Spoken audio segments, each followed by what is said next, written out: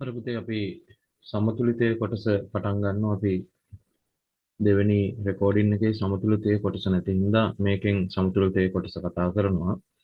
සාමාන්‍යයෙන් සමතුලිතය කියන්නේ වෙළඳපොලේ ඉන්න පාරිභෝගිකයාගේ නිෂ්පාදකයාගේ අදහස් එකිනෙකට සමාන වන අවස්ථාව අපි කියනවා වෙළඳපොළ සමතුලිතය කියලා. හරි. එතකොට මේකේ තියෙනවා පහත දැක්වෙන ප්‍රකාශ වලින් කුමන ප්‍රකාශයේ තරංකාරී වෙළඳපොළක සමතුලිතය හා සම්බන්ධ වේද? මේ සමතුලිතය සම්බන්ධයෙන් සත්‍ය වේද කියලා අහනවා. එතකොට මෙතන තියෙනවා නිෂ්පාදකයන්ට හිපිය හැකි ප්‍රාමාණික ලාභ පමණිලු වැරදි. සැපයීම හා ඉල්ලුම් තත්ත්වයන් කොතරම් වෙනස් වුවද වෙළඳපොළ වෙනස් වෙන්නේ නැලු ඒක වැරදි. ආදායම් කොතරම් වෙනස් වුවද පාරිභෝගිකයන් මිලට ගන්නා ප්‍රමාණය ස්ථාවරය වැරදි. සැපයීම් ප්‍රමාණය පිළිබඳ සැපයීම්කරුවන්ගේ තීරණ හා ඉල්ලුම් ප්‍රමාණය පිළිබඳ පාරිභෝගිකයන්ගේ තීරණ එකිනෙකට ගැලපේ. අන්න ඒක තමයි සමතුලිතය හැටියට අපිට දක්වන්න පුළුවන්. ඊට පස්සේ අපි යනවා බලන්න මේකේ දාලා තියෙන රූප සටහනක් XW කියලා දාලා තියෙනවා. මේ කියන වෙළඳපොළ මාළු සඳහා ඉල්ලුම වැඩිවීමේ ප්‍රතිඵලය ඉහත ප්‍රස්ථාරයේ පෙන්눔 කරනවා. ඉල්ලුම වැඩි වෙලා හින්දා තමයි මේ ඉල්ලුම් වක්‍රය දකුණට විතැන් වෙලා තියෙන්නේ. එතනදී මොකද වෙන්නේ කියලා අපෙන් අහන්නේ. නිෂ්පාදන හා පාරිභෝගික අතිරික්තය වැඩි වනු ඇත. නිෂ්පාදන හා පාරිභෝගික අතිරික්තය අඩු වනු ඇත. නිෂ්පාදන අතිරික්තය අඩු වන අතර පාරිභෝගික අතිරික්තය වැඩි වනු ඇත. නිෂ්පාදන අතිරික්තය වැඩි වන අතර පාරිභෝගික අතිරික්තය නොවෙනස්ව පාරිභෝගික අතිරික්තය නිෂ්පාදන අතිරික්තය වෙනසක් වෙන්නේ නැහැ. දැන් අපි දන්නවා දැන් මේ x කියන සමතුලිතයේ ඉන්නකොට මේක තමයි පාරිභෝගික අතිරික්තය මේක තමයි නිෂ්පාදන අතිරික්තය මේ දෙන්නගේ එකතුවට අපි කියනවා මොකද්ද ආර්ථික අතිරික්තය. දැන් මේ ඉල්ලුම් වක්‍රයේ දකුණට විතන් වෙනකොට පාරිභෝගික අතිරික්තය වැඩි වෙනවා. ඇයි? එයා කලින් නම් ගත්තේ Q ප්‍රමාණයක් දැන් Q2 ප්‍රමාණයක්. එතකොට පාරිභෝගික අතිරික්තය වැඩි වෙලා නිෂ්පාදන අතිරික්තයත් මොකද වෙන්නේ? වැඩිවීමක් සිද්ධ වෙනවා. එතකොට මේකේ මෙන්න මේ සමස්ත කොටස නිෂ්පාදන අතිරික්තය මේක උඩට ගියාම මේ කොටස මොන අතිරික්තයද? පාරිභෝගික අතිරික්තය කියලා අපිට දක්වන්න පුළුවන්. එහෙනම් පිළිතුර වෙන්නේ පාරිභෝගික අතිරික්තය හා නිෂ්පාදන අතිරික්තය කියන දෙකම වැඩි වෙනවා. ඒක.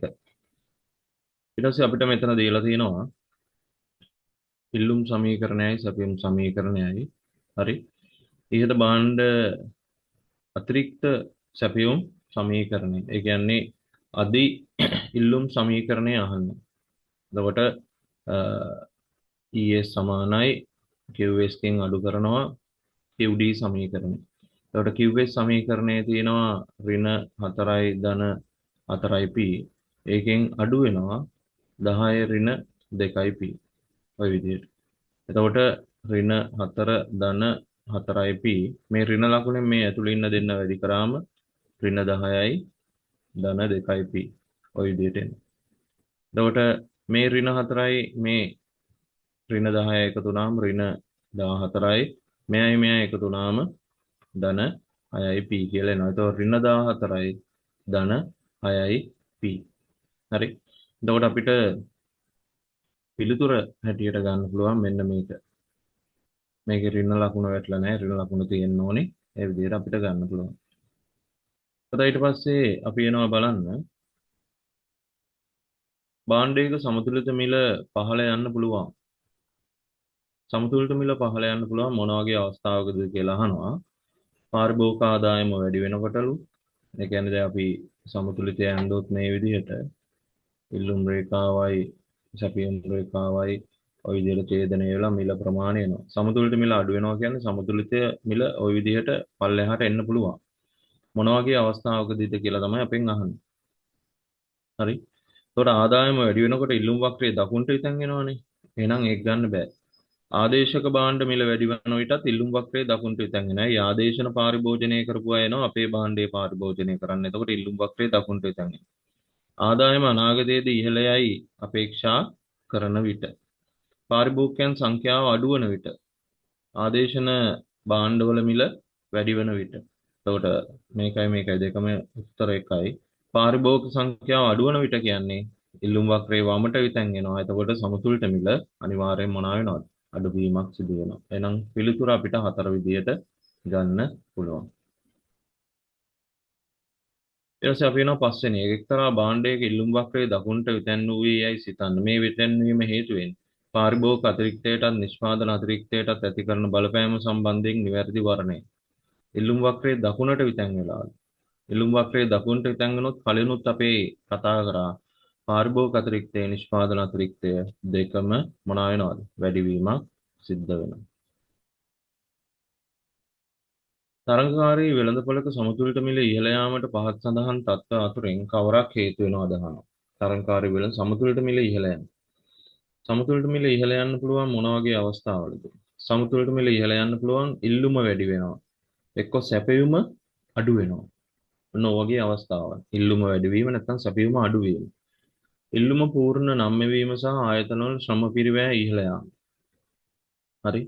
දැන් ඉල්ලුම පූර්ණ නම් කියන්නේ මෙන්න මෙහෙම තියෙනවා. හරි. සැපයුම ওই විදිහට ගත්තොත් ඉල්ලුම මෙහෙම ශ්‍රම පිරිවැය ඉහළ යනකොට සැපයුම වක්‍රය වමට විතන් වෙනවනේ. ওই විදිහට විතන් වෙනවා. එතකොට සමතුලිත මිල වෙනස් වෙන්නේ නැහැ. යා පීමයි. එනම් පළවෙනි එක ගන්න බෑ. ඉල්ලුම පූර්ණ අනම්ම වීම හා ආයතනවල ශ්‍රම පිරිවැය පහළ යාම. ඉල්ලුම පූර්ණ අනම්මය කියන්නේ මෙහෙම ශ්‍රම පිරිවැය පහළ යනවා කියන්නේ සැපයුම වක්‍රයේ දකුණට විතන් වෙනවා. එතකොට මිල අඩුවීමක් සිදු වෙනවා. එන එකක් නැහැ. ඉල්ලුම පූර්ණ අනම්ම වීම හා ආයතනවල ශ්‍රම පිරිවැය ඉහළ යාම. අන්න ඒක හරි. ඉල්ලුම පූර්ණ අනම්ම නම් ඔහොම ශ්‍රම පිරිවැය ඉහළ යනවා කියන්නේ සැපයුම අඩු වෙනවා. එහෙනම් මෙතන තිබ්බ සමතුලිතය මේ විදිහට වැඩිවීමක් සිදු වෙනවා. සමතුලිත මිල ඉහළ යනවා. එහෙනම් උත්තරේ අපිට 3 විදිහට ගන්න පුළුවන්. මේව හොඳට පුරුදු වෙලා ප්‍රැක්ටිස් කරලා යන්න. කිසියම් වෙළඳපොළක සමතුලිතතාවයේ පවතී යයි නිර්වචනය කරන්නේ. හරි. සමතුලිතව තියනවා කියලා අපි කියන්නේ සමතුලිත වුණාට පස්සේ මිල වෙනස් වෙන්න ප්‍රවණතාවයක් දක්වන්නේ. එනම් පිළිතුර අපිට ගන්න පුළුවන් පහ විදිහට මතක තියාගන්න. ඊට පස්සේ අපිට දීලා තියෙනවා DD මගින් විශ්වවිද්‍යාල ප්‍රජාවක් විසින් කරන ඉල්ලුම. හරි. අපෙන් අහන්නේ ගමන් වාරයක් සඳහා බස් ගාස්තු OP නම් දිනකට සිදුවන ගමන් වාර සංඛ්‍යාව ON වේ. විශ්වවිද්‍යාල අධිකාරීන් විසින් බස් සේවාව නොමිලේ ලබා දීමට තීරණය කරනු ලැබීම නිසා ගමන් වාර සංඛ්‍යාව OM දක්වා වැඩි වෙන පාරිභෝගික අතිරික්තයේ කොපමණ ප්‍රමාණයකින් වැඩි වෙනවද කියලා අහනවා. දැන් මෙතනදී උනත් ගෙවන්න කැමති පාරිභෝගිකයට P මිල අය කරනකොට මෙන්න මේ මිල තමයි ගෙවන්නේ. එතකොට මෙතක් ඉඳලා මෙතනට වාසියක් තියෙනවා භාණ්ඩ මේ වගේ ප්‍රමාණයක. සල්ලි අය කරනවා. සල්ලි අය කරන්නේ නැහැ කියන්නේ නොමිලේ දෙන්නේ. ඒ කියන්නේ මෙතන උනත් ගන්න කැමති එක්කෙනාට බිඳුවට යන්න ලැබෙනවා. එයා එතකොට M ප්‍රමාණයක් මිලට ගන්නවා. එතකොට දැන් සල්ලි අය කරනකොට පාරිභෝගික අතිරික්තය මේ කොටස, සල්ලි අය කරන්නේ නැති වුණාම පාරිභෝගික අතිරික්තය ඔන්න ඔය කොටස.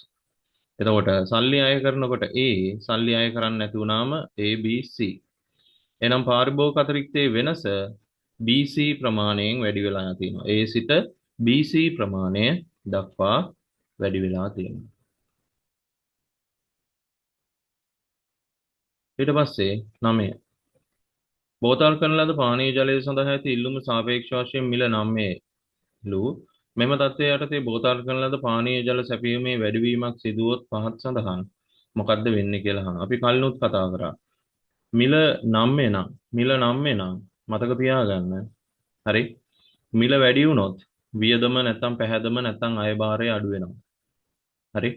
මිල අඩු වුණොත් වියදම පැහැදම නැත්තම් අයභාරය වැඩි වෙනවා. නම්‍යතාවයේදී මිලත් එක්ක පැහැදමයි අයභාරයයි හැසිරෙන්නේ ප්‍රතිලෝමව. දැන් මෙතන පානීය ජල සැපයීමේ වැඩිවීමක් නේ. සැපයීම වැඩි වෙනවා කියන්නේ පුතේ අනිවාර්යයෙන් මිල අඩු වෙනවා කියන එක. සැපයීම වක්‍රයේ දකුණට විතන් වෙනකොට මිල අඩු වෙනවා. ඕනම දෙයක සැපයීම වැඩි වෙනකොට මිල අඩු වෙනවා. දැන් හිරුවෙලිය අසීමිතව සපයන හින්දා තමයි අපි සතයක්වත් ගෙවන්නේ නැත්තේ. අන්න ඒ වගේ. මිල අඩු වෙනවා සැපයීම වැඩි වෙනකොට. එතකොට සැපයීම වැඩි වීම හින්දා මිල අඩු වෙනවා. නම්මේ සැපයීමක් හින්දා පැහැදම අයභාරය වැඩි වෙනවා. එතකොට මෙතන උත්තරේ වෙන්නේ මුළු අයභාරය ඉහළ නංවමින් මිල පහළ බසී. ඊට පස්සේ අපි යනවා බලන්න 10 එක්තරා භාණ්ඩයකට ඉල්ලුම් සැපයුම් සමීකරණ දීලා තියෙනවා. සමතුලිත ඒකක ප්‍රමාණය මිලදී ගැනීම සඳහා පාරිභෝගිකයන් විසින් ගෙවීමට කැමැති මුළු මුදල් ප්‍රමාණය. ගෙවන්න කැමැති ගාන. සත්‍ය වශයෙන් ගෙවන මිල තමයි P කියලා කියන්නේ. ඉල්ලුම් වක්‍රය සැපයුම් වක්‍රය ඡේදන වෙලා සත්‍ය වශයෙන් ගෙවන ගාන තමයි P කියන්නේ. සත්‍ය වශයෙන් මිලට ගන්නා ප්‍රමාණය තමයි Q කියන්නේ. හරි. ගෙවීමට කැමති මිල තමයි K. සත්‍ය වශයෙන් ගෙවන මිල P, ගෙවීමට කැමති මිල තමයි P. K කියන්නේ. ගෙවීමට කැමති මිල K, සත්‍ය වශයෙන් ගෙවන ගාන P.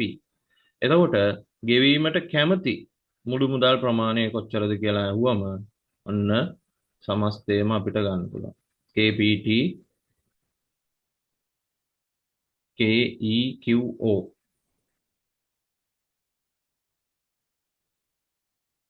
OKEQ. ඒ කියන්නේ මේක තමයි. හරිනේ? ගෙවීමට කැමති. එතකොට එයා සත්‍ය වශයෙන් ගෙවන මුදල් ප්‍රමාණය තමයි මේ කොටස. ඇත්තටම ගෙවන මුදල් ප්‍රමාණය තමයි ඔය ගෙවන්න කැමති මුදල් ප්‍රමාණය තමයි ඔය කොටස. එතකොට මේක පාරිභෝගික අතිරික්තයේ හැටියට ගන්න පුළුවන්. මොකද මේ ප්‍රමාණයක් ගෙවන්න ඕන වුණාට එයා ඇත්තටම ගෙවන්නේ මේ ප්‍රමාණයක් විතරයි. එතකොට මේ කොටස එයාට අතිරික්තයක් හැටියට දක්වන්න පුළුවන්. ඒක තමයි පාරිභෝගික අතිරික්තය කියලා කියන්නේ. ඊට පස්සේ 11 දොඩම් වෙළඳපොලේ දැනට සමතුලිතතාවයේ පවතී යයි සලකන්න දොඩම් සඳහා ඉල්ලුම වැඩි වෙමින් තිබියදී දොඩම් සැට්වීම අඩු වූහොත් වෙළඳපොළ මිල හා ප්‍රමාණය කෙරෙහි ඇතිවන බලපෑම කොහොමද කියලා අහනවා. දොඩම් වෙළඳපොලේ දැනට සමතුලිතයේ ඉන්නවා කියලා කියනවා. ඒ කියන්නේ මෙහෙම සමතුලිතයේ ඉන්නවලු ඉල්ලුම් වක්‍රය සැපීම් වක්‍රය ඡේදනය වෙලා සමතුලිත මිල P කිව් විදිහට තියෙනවා. මේක ඉල්ලුම් වක්‍රය මේක සැපීම් වක්‍රය. දොඩම් සඳහා ඉල්ලුම වැඩි වෙමින් තිබියදී දොඩම් සැපීම අඩු වූහොත් ඉල්ලුම වැඩි වෙමින් තිබියදී ඉල්ලුම් වක්‍රයේ දකුණට ඉතන් එනවා සැපියුම අඩු වෙනවා කියන්නේ සැපියුම් වක්‍රයේ වමට ඉතන් එනවා. එතකොට බොහෝ දුරට මිල වැඩි වෙන්න පුළුවන් ප්‍රමාණය වෙනස් වීම අවිනිශ්චිතයි. හරි බලන්න